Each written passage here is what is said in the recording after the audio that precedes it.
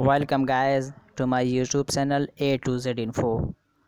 Hello friends, I am here with few important and most important environmental studies multiple choice questions, and these questions may be seen in your CTET coming exams and B.Ed entrance exam, and for all types competitive exams in which general questions are included.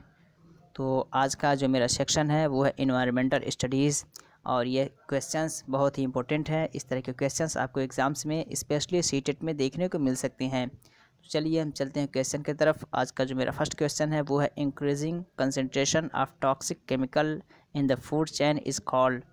कह रहा है कि food chain में toxic chemical जो बढ़ जाता है, जहर पैदा हो जाता है, उसको एक टर्म में क्या नाम दिया जाता है। आपके options ecological balance, B bio magnification, और सी ट्रॉफिक स्टेटस, और डी बायो डिग्रेडेशन। तो इसका जो राइट ऑप्शन है उसे हम कहते हैं बायो मैग्निफिकेशन। बायो मैग्निफिकेशन हम कहते हैं कि जब फूड चेन में टॉक्सिक केमिकल यानी जहर की पैदावार हो जाती है तो उसे बायो मैग्निफिकेशन का टर्म देते हैं। नेक्स्ट क्वेश्चन देखते हैं।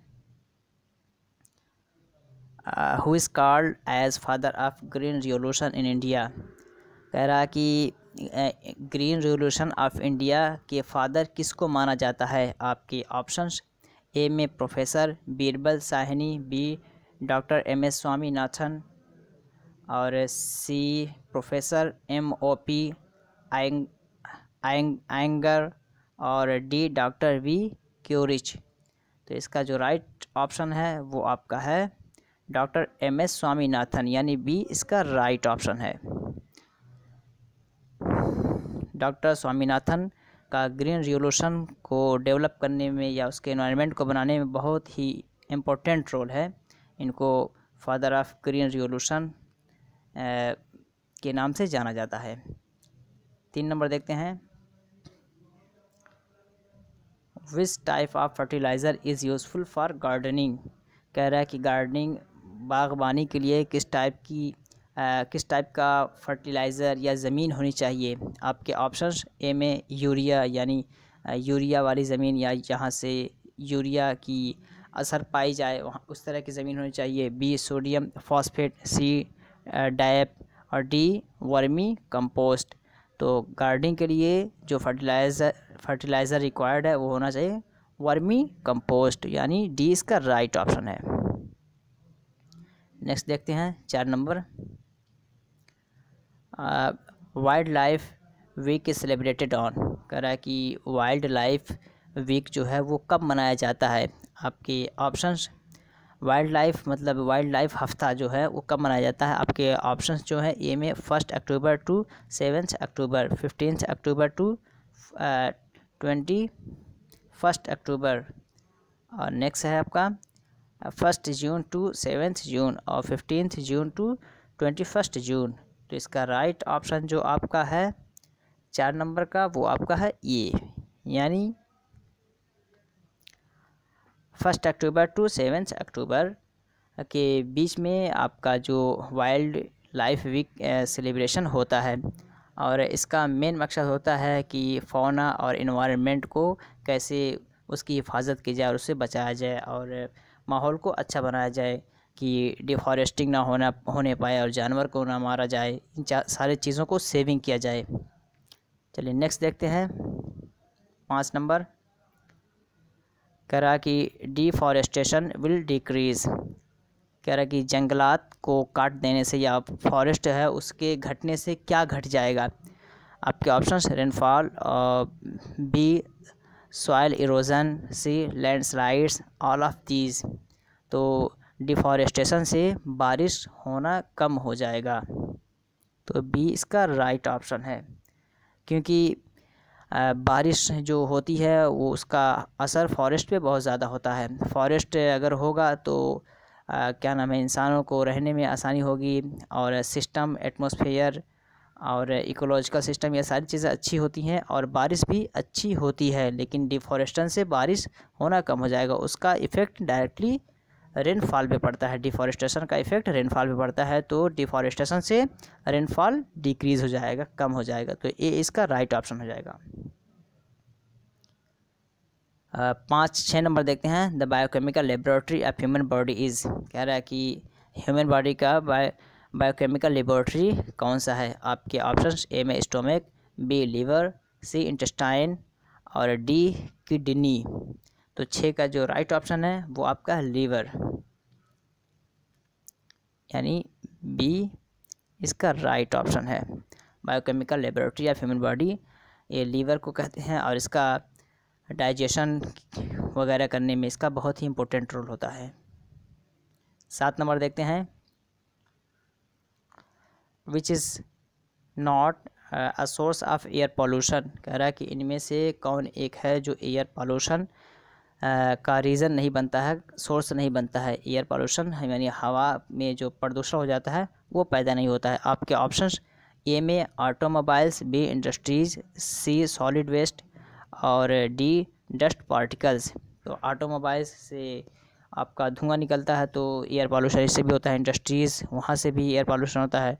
डस्ट पार्टिकल्स, जिससे भी आपका एयर पॉल्यूशन होता है। जो नहीं होता है वो आपका है सॉलिड वेस्ट, यानी सी इसका राइट ऑप्शन है। सॉलिड वेस्ट से एयर पॉल्यूशन नहीं होता है, तो सी राइट ऑप्शन हो गया। नेक्स्ट देखते हैं 8 number. Renewable source of energy is, कह रहा है कि इनमें से कौन सा है जिसका एनर्जी रिन्यू होता रहता है, यानी नया होता रहता है, बदलता रहता है। आपके ऑप्शंस ए में कोल और B petroleum, C plants, D uranium.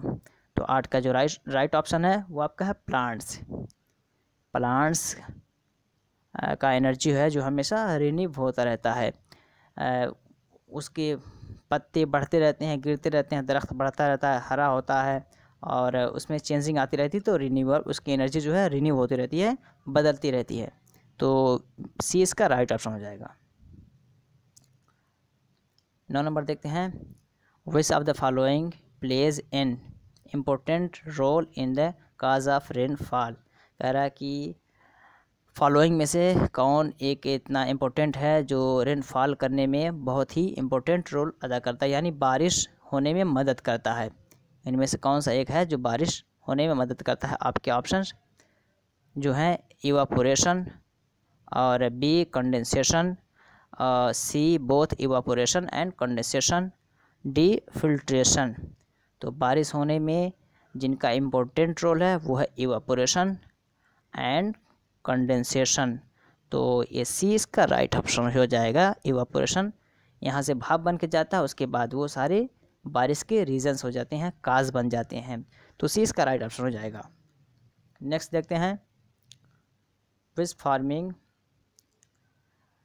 Farming is non forest activity under forest conservation act, कह रहा है कि इनमें से कौन है जो नॉन फॉरेस्ट एक्टिविटी में आता है। फॉरेस्ट कन्वर्जेशन एक्ट के तहत नॉन फॉरेस्ट एक्टिविटी, यानी ये जंगल का पार्ट नहीं माना जाता है। कौन से हैं आपके ऑप्शंस ए में टी, बी रबर, सी मलबेरी और डी ऑल ऑफ द एबो। तो इसका जो राइट ऑप्शन है ऑल ऑफ द एबो। नॉन फॉरेस्ट एक्टिविटी ये सारे के सारे हैं, ये इनमें से कोई भी जंगल का हिस्सा नहीं माना जाता है। 11 देखते हैं। Hydrological cycle is under control of, कह रहा है कि हाइड्रोलॉजिकल साइकिल जो होता है यानी बारिश होने का जो सिस्टम है, साइकिल है, वो किसके अंडर चलता रहता है। आपके ऑप्शंस ए में ग्रासलैंड और बी फॉरेस्ट, सी प्लैंकटॉन्स और डी एपिफाइट्स। तो ये जो पूछ रहा है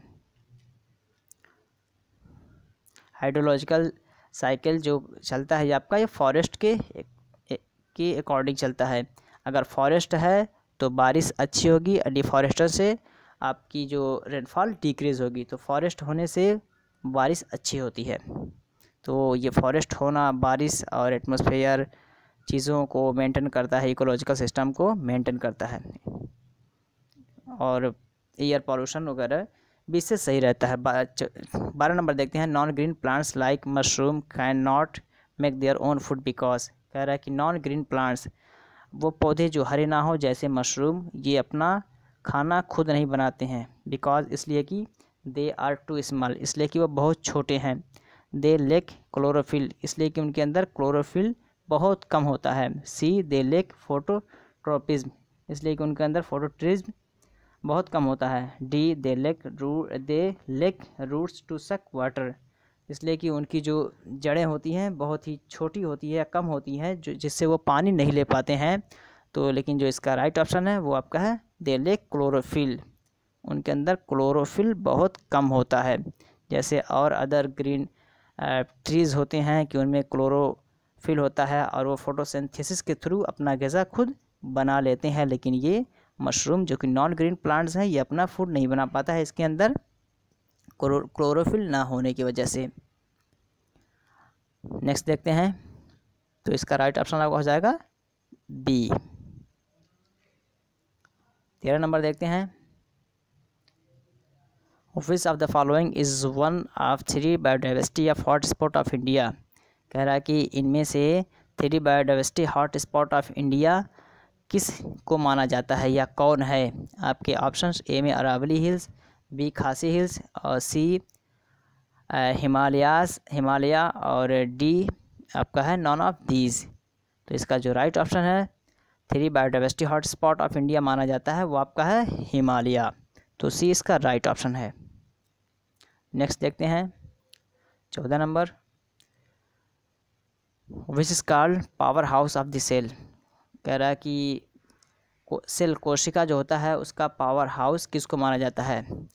लाइसोसोम, बी गोल्गी बॉडीज़ और सी राइबोसोम्स और डी आपका जो डी है वो है माइटोकॉन्ड्रिया। तो इसका राइट ऑप्शन जो है माइटोकॉन्ड्रिया को माना जाता है। माइटोकॉन्ड्रिया को power house of the cell कहा जाता है, तो डी इसका राइट ऑप्शन हो जाएगा। 15 और आज का लास्ट देखते हैं, which country has the maximum number of tube wells in the world, कह रहा है कि इनमें से कौन सा कंट्री ऐसा है जिसमें ट्यूब वेल बहुत ज़्यादा है। आपके ऑप्शंस, ए में अमेरिका, बी ऑस्ट्रेलिया, सी चाइना, डी इंडिया। तो इंडिया में ट्यूब वेल बहुत ज़्यादा है और ये ज़्यादातर इरिगेशन के लिए यानी सिंचाई के लिए इस्तेमाल किया जाता है। तो दोस्तों ये EVS इन्वायरमेंटल स्टडीज़ के कुछ क्वेश्चंस जो आपके नेक्स्ट कमिंग एग्ज़ाम जो सीटेट जुलाई में होने वाला है उसमें इस तरह के क्वेश्चंस देखने को मिल सकते हैं और दीगर एग्ज़ाम्स में भी इस तरह के क्वेश्चंस देखने को मिल सकते हैं। वीडियो अच्छी लगी हो तो लाइक, सब्सक्राइब, शेयर कर दीजिए और कमेंट करके बताइए कि वीडियो कैसी लगी। और इस तरह के बहुत सारे वीडियोस मेरे डिस्क्रिप्शन बॉक्स या प्लेलिस्ट के थ्रू आप देख सकते हैं, अवेलेबल है। चलिए फिर मिलते हैं नेक्स्ट वीडियो में, तब तक के लिए हैव अ नाइस डे।